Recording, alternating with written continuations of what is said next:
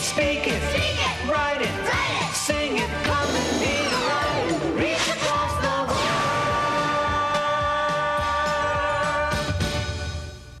Lumang laruan natin na pwede nang ibenta. Sige po.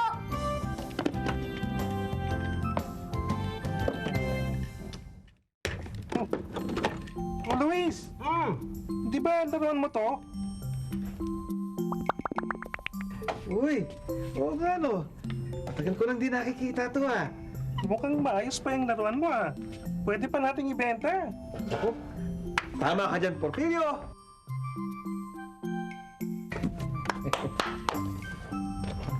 Tito Luis. Siguro pwede na rin natin to ibenta. No, sige, lagay mo na doon sa kahon.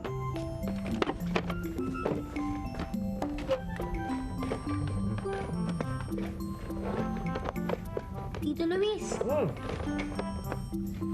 are these your toys?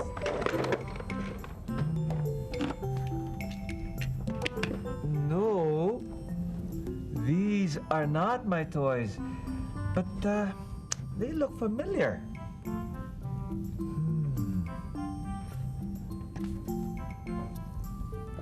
Porfirio, are these your toys? Rap, baka ang ibig mong sabihin, are those your toys?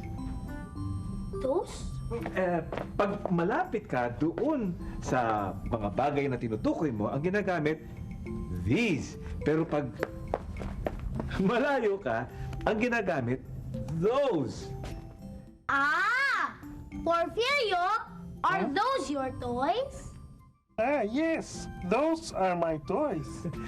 O pwede na ba nating ibenta ang mga to? Sige na nga.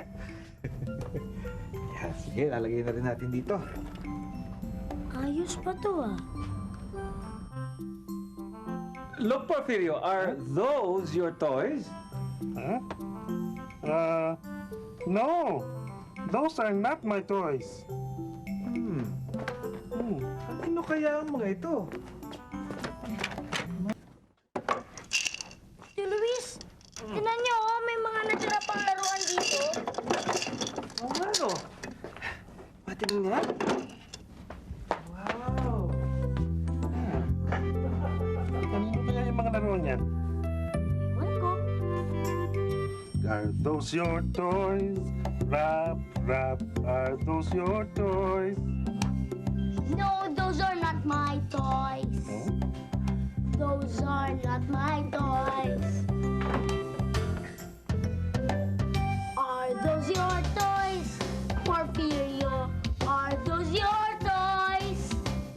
No, those are not my toys. Those are not my toys. Are those your toys? Louis, are those your toys? Yes, those are my toys.